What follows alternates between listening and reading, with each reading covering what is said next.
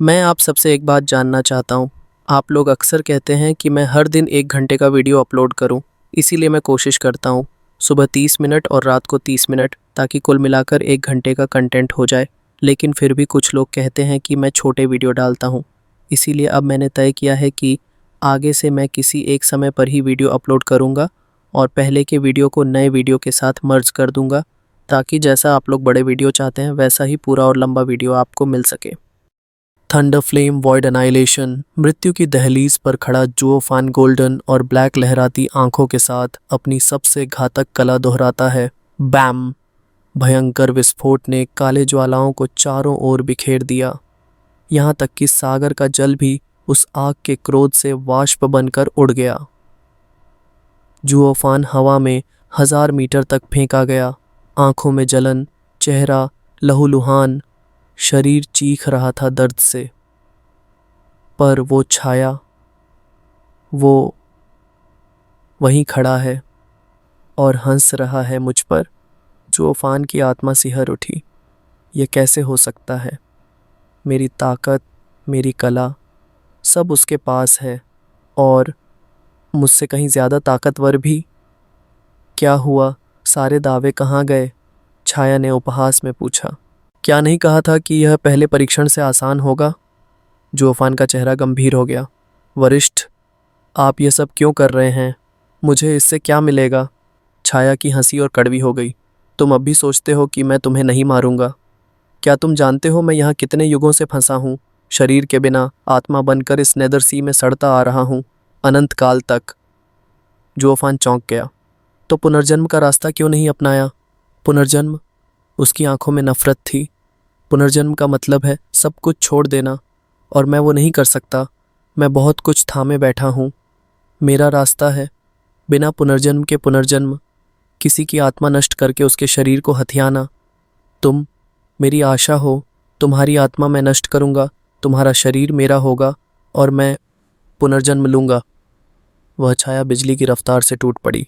सनडरिंग sword, heaven sealing sword, soaring sword, vaulting sword, decimating sword, हर एक बार मौत की एक छाया।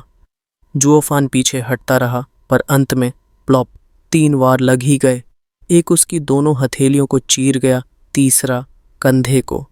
आह! दर्द आत्मा तक जा पहुंचा, पर जुओफान अब दर्द का आदी था।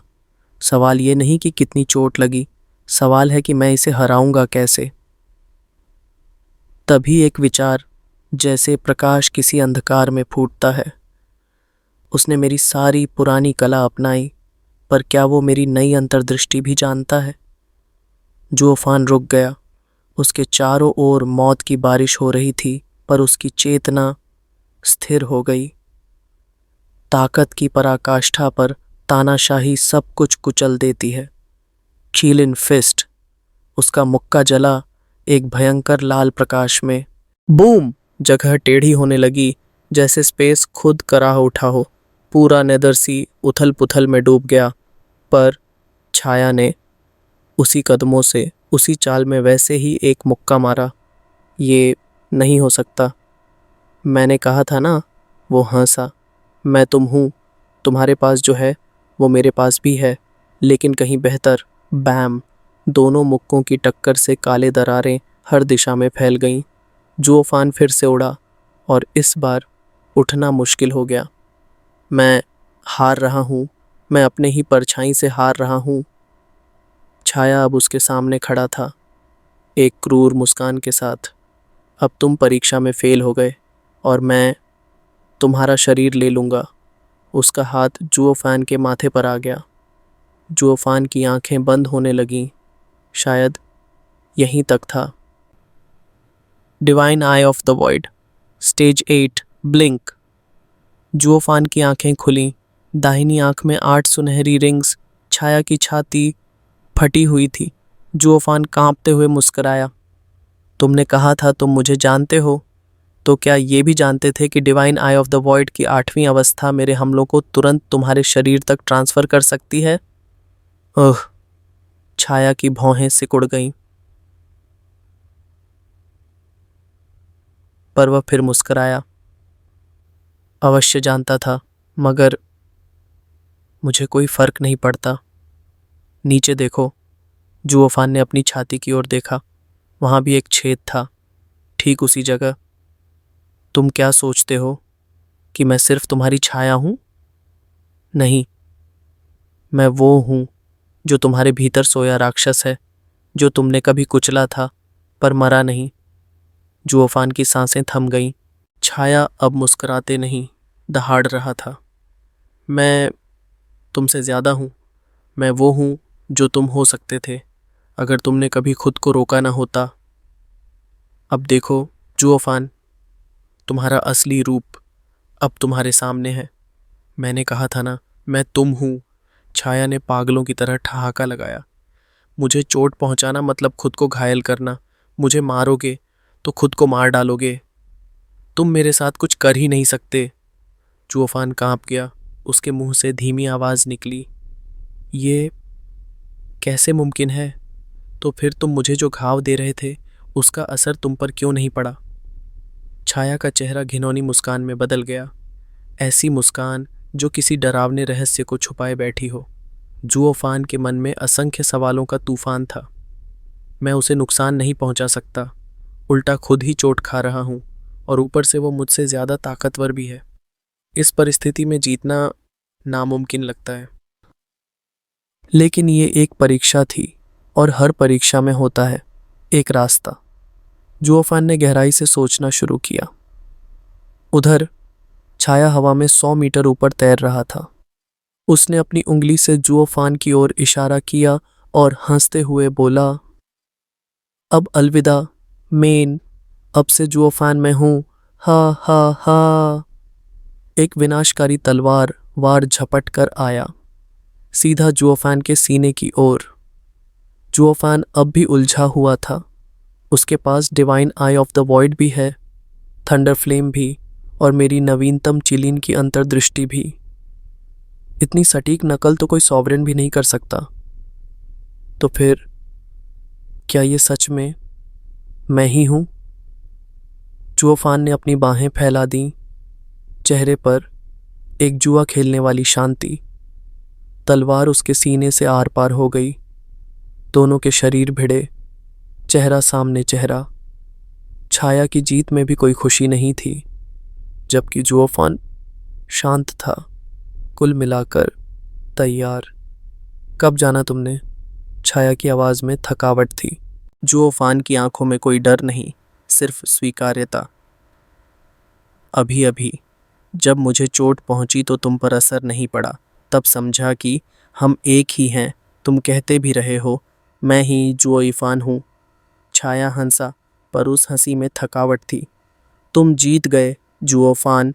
लगता है इस बार मैं तुम्हारा शरीर लेकर पुनर्जन्म नहीं ले पाऊंगा, जैसे पिछली बार लिया था।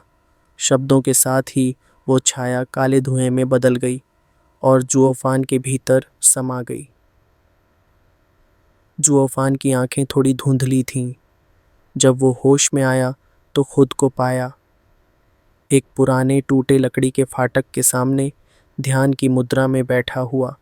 चारों ओर कोई युद्ध के चिन्ह नहीं थे, न तलवार की रेखा, न आग की राख, न लहू की बूंदें। सब एक स्वप्न जैसा लगता था। तभी उसकी परछाई हिलने लगी। वो धीरे धीरे उभर कर एक मानव रूप में बदल गई। 3 मीटर दूर एक काले वस्त्रों वाला पुरुष।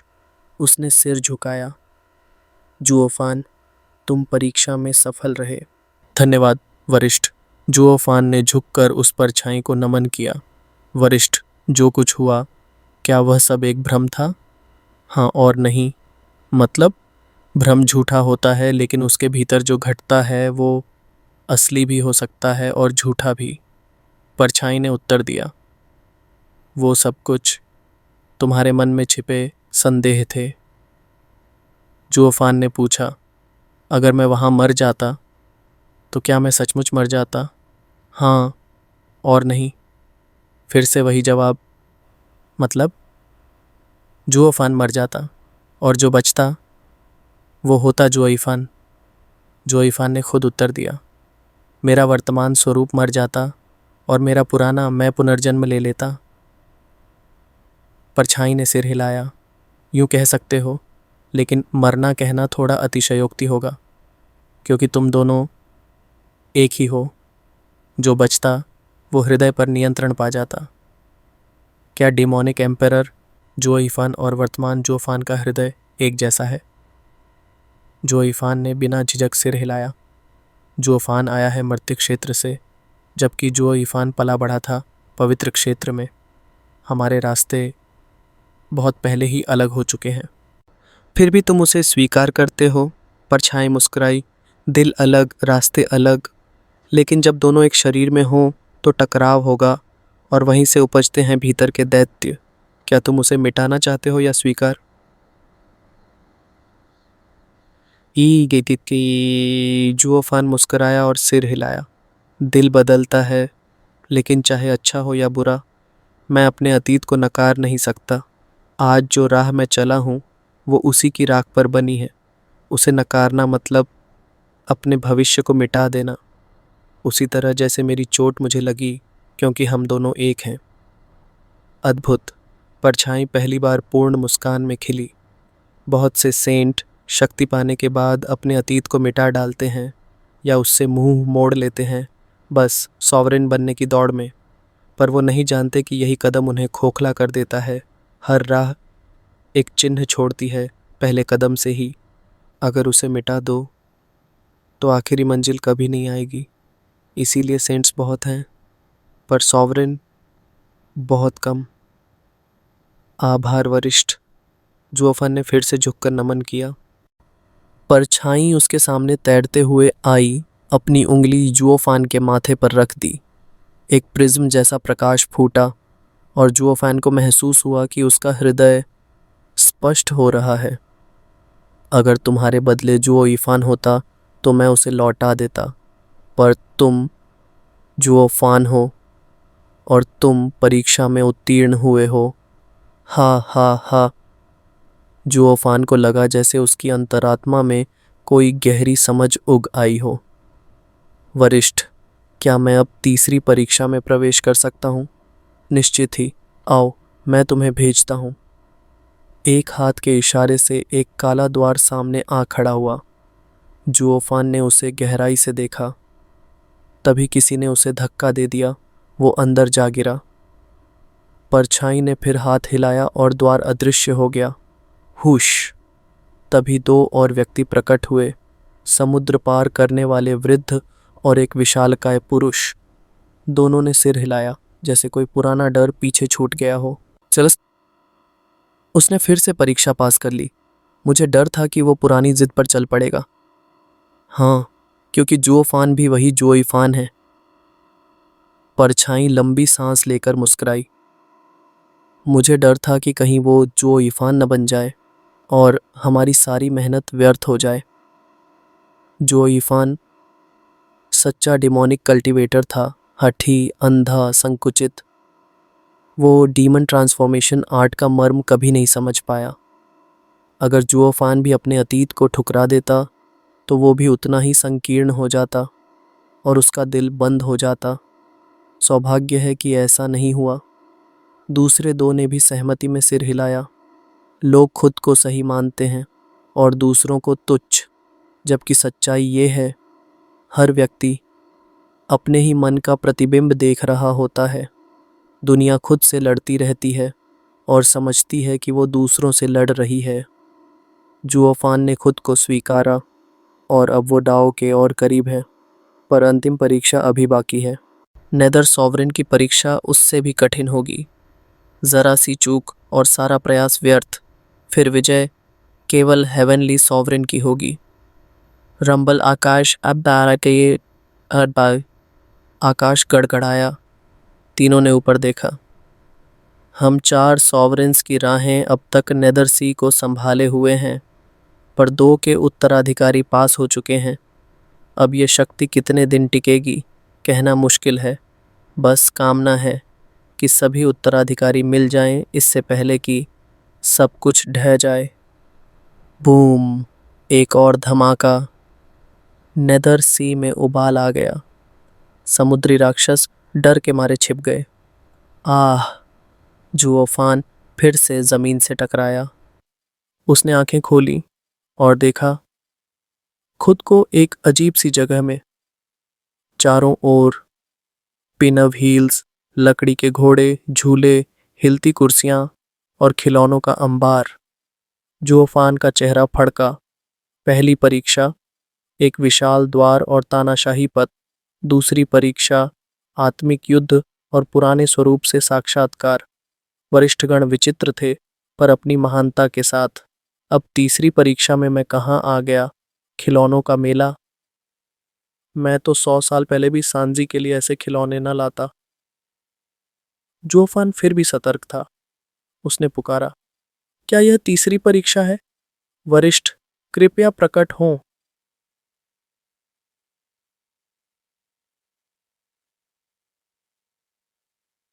चुप्पी। जुओफान ने इधर उधर देखा। कोई नहीं।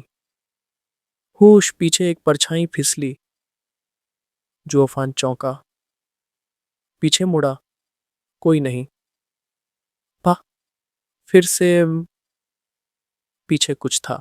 जुओफान झपटा, पर फिर खाली हवा। वरिष्ठ, कृपया अब खेल बंद कीजिए। आप चाहें तो मुझे खेल खेल में मार सकते हैं। हाँ हाँ हाँ, मैं तो बोरियत से मर ही जाता। इतने युगों से अकेला पड़ा हूँ। चिंता मत कर, तुझसे ऊबने में बहुत वक्त लगेगा। एक बच्चे जैसी आवाज हवा में गूंजी। जुओफान चौंक पड़ा। उसने पीछे मुड़कर देखा, पर वहां कोई नहीं था। वरिष्ठ, क्या तीसरी परीक्षा पास करने का मतलब आपसे जीतना भी है? मुझसे जीतना? किसने कहा? बच्चा हंसा। अगर तुझे पास होना है तो खेल है, छुपन छुपाई। तू मुझे ढूंढ ले, परीक्षा पास। छुपन छुपाई? जुओफान की भौहें चढ़ गईं। ये तो पूरी तरह से रैंडम है। क्या सच में ऐसा सोचते हो? बच्चे ने खिलखिलाते हुए कहा। तो चलो फिर लकड़ी के पुतलों के साथ खेलते हैं। उन्हें हराओ और पास हो जाओ। धत्त तेरी, अब टॉपिक ही बदल गया। कोई लॉजिक ही नहीं है इस परीक्षा में। पहले दो वरिष्ठ विचित्र तो थे, पर कम से कम उनकी बातें स्पष्ट थीं। ये तो पूरा सिरफिरा लग रहा है। क्या ये तीसरी परीक्षा का रक्षक है? जोफान का चेहरा फड़का। वरिष्ठ, कृपया मजाक मत करें।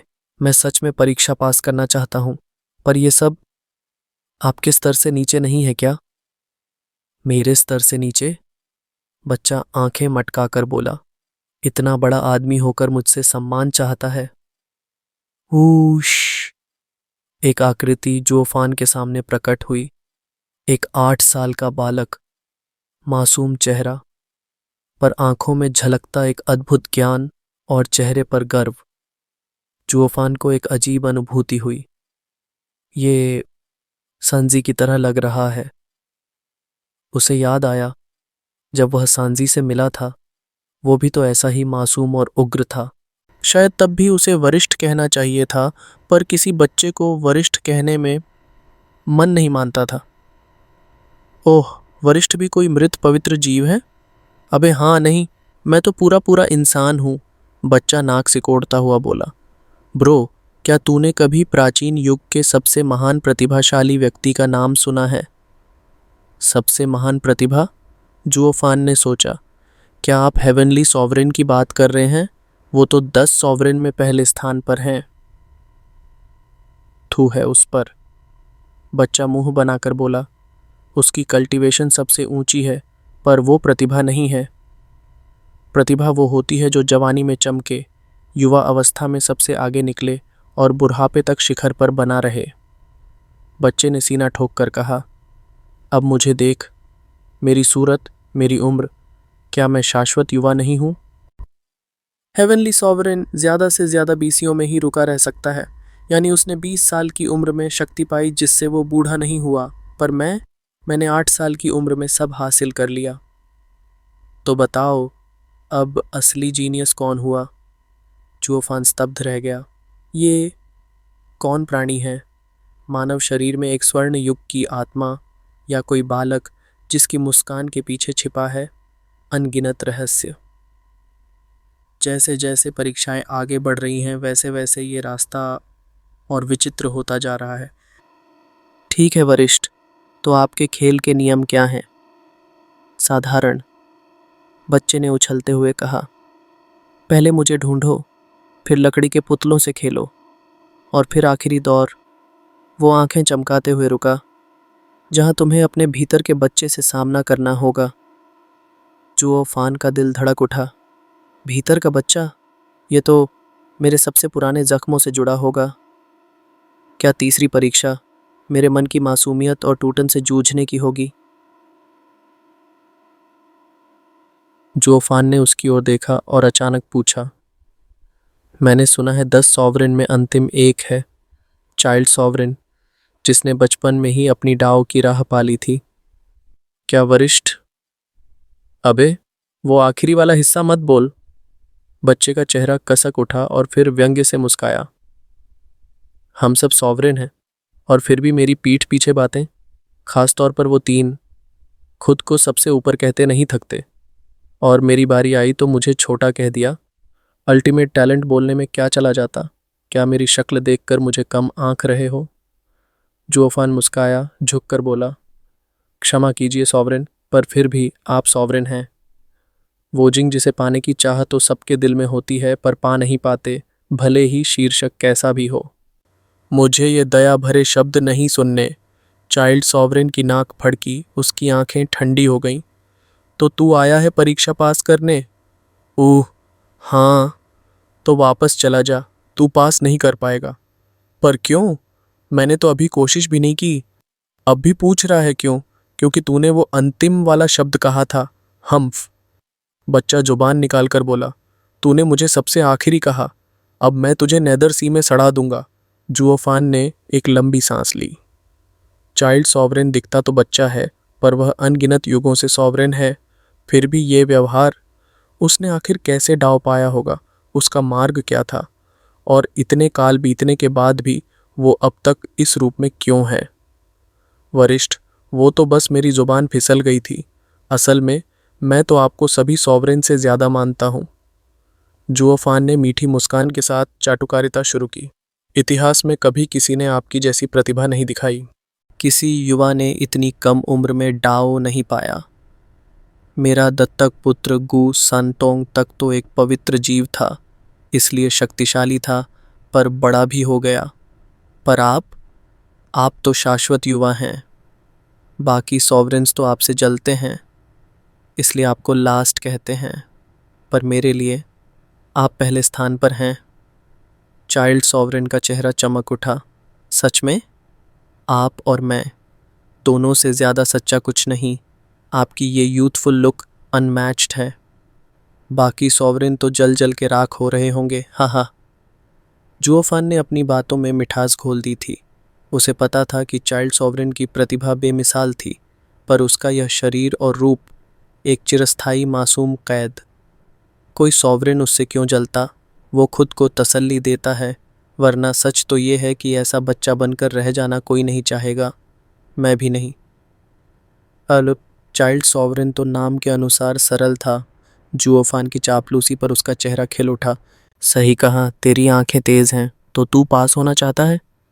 ठीक है, मैं मदद कर दूंगा, लेकिन मैं यहाँ नेदर सॉवरेन की ओर से तैनात हूँ। अपनी ड्यूटी तो निभानी होगी, नहीं तो वो मुझे ताने देगा। कृपया मार्गदर्शन करें वरिष्ठ। जुओफान का मन खिल उठा। पहली 2 परीक्षाएं खतरनाक थीं, पर उन्होंने उसे अनमोल सौगातें दी थीं।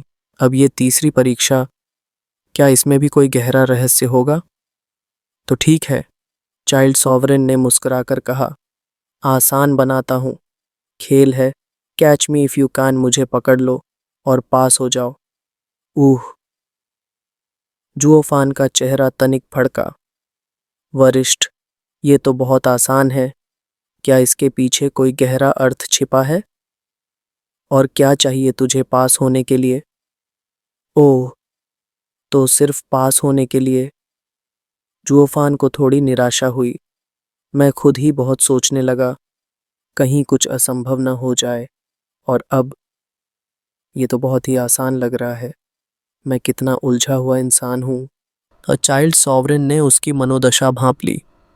क्या बात है, तुझे तकलीफ पसंद है क्या? तो चलो वही खेल, पर अब मैं तुझे सड़ने तक यहाँ बंद कर दूंगा। जुओफान का दिल धक से रह गया। पहली दो सॉवरेन्स अजीब तो थे, पर उनके कार्यों के पीछे कुछ अर्थ था। शायद ये खेल भी वैसा ही है। कृपया मार्गदर्शन करें वरिष्ठ, जुओफान गंभीरता से बोला और सीधा उसकी ओर झपटा। हुश! चाइल्ड सॉवरेन तुरंत गायब हुआ। अब वह पीछे एक लकड़ी के घोड़े पर बैठा हंस रहा था। अब भी लगता है ये आसान, जब छू भी नहीं पा रहा। वूश! जुओफान भी तुरंत पीछे आया। उसकी आंख सुनहरी आभा से चमक रही थी। मुझे पता है, भले ही आप सीमित हों, पर आप सॉवरेन हैं और मैं कभी आपको पकड़ नहीं सकता अगर आपने असली कला दिखाई। चाइल्ड सॉवरेन की आंखें चमकीं। अरे वाह, उलटी मनोविज्ञान की चाल चल रहा है। वो हंस पड़ा। चिंता मत कर, मैं ईमानदारी से खेलता हूँ, नियम नहीं तोड़ूंगा। हालांकि फर्क तो पड़ेगा नहीं, तू पकड़ेगा कैसे, चालाक लड़के। जुओफान के सामने अब खेल नहीं, बल्कि एक सॉवरेन की मानसिकता की परीक्षा थी। बचपन और सत्ता का संगम, जहां मासूमियत में छुपा है असीम बल। जुओफान की उंगलियां बाल संप्रभु के कंधे से बस 1 इंच दूर थीं, पर छूने से पहले ही वो फिसल गया, जैसे वो कभी वहां था ही नहीं। इतनी नज़दीकी पर भी मैं उसे नहीं पकड़ पाया। जुओफान चौंक उठा। बाल सॉवरेन उसी लकड़ी के झूलेनुमा घोड़े पर बैठा था, जो अजीब ढंग से डोल रहा था। उसने खिलखिलाते हुए कहा, इस बार मैं तो हिला भी नहीं, फिर भी तुझसे छुआ नहीं गया। हाँ हाँ हाँ। फिर वह कूद कर पास के एक बिस्तर पर भाग गया, जैसे कि ये एक खेल हो और वो उसका राजा। जुओफान की आंखों में गहराई छा गई। उसके मूवमेंट्स कुछ अलग हैं। शायद उस झूलते घोड़े का डोलना भी उसकी रणनीति का हिस्सा था। वो इतनी बारीकी से अपनी ऊर्जा और गति को नियंत्रित कर रहा है, जैसा कोई सॉवरेन ही कर सकता है। उसकी ताकत भले कमज़ोर हुई हो, पर अनुभव और मानसिकता, वो किसी भी विरोधी को मात देने के लिए काफ़ी है। जुओफान की भौं हिली। उसकी दाहिनी आंख सुनहरी आभा से जगमगाई। स्थिर हो जाओ। हम पूरा क्षेत्र जम गया। सिर्फ बाल सॉवरेन के चारों ओर का स्पेस ठोस बना। जुओफान उसकी ओर झपटा, पर जैसे ही उसकी अंगुली छूने को आई, बाल सॉवरेन फिर से गायब। धोखा? भ्रम? जुओफान का दिल जोर से धड़का।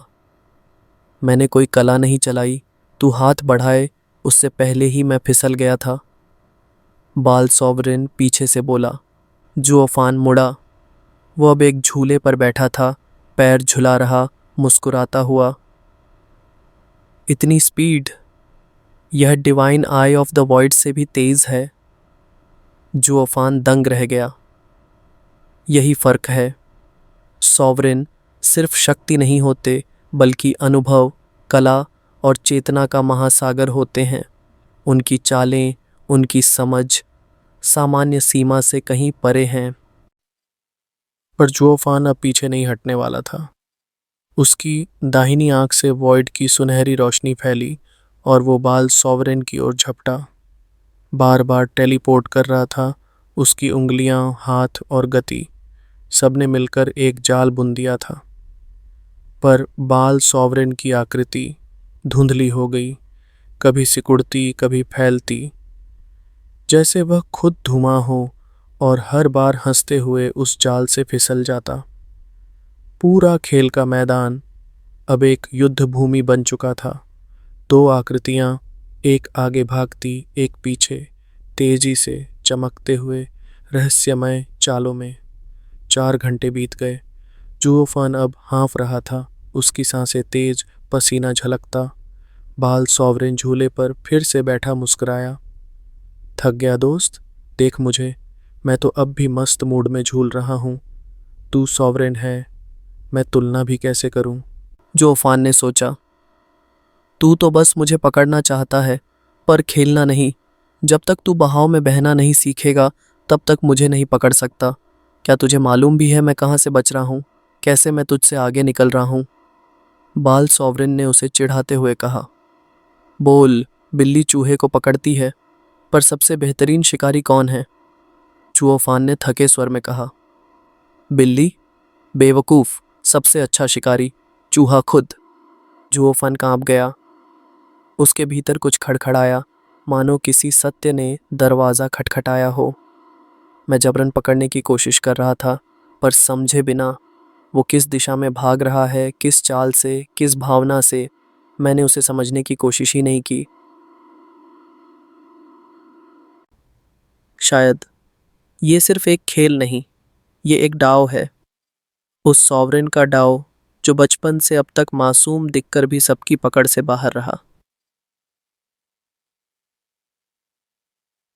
अगर उसे पकड़ना है तो पहले मुझे उसका मार्ग समझना होगा।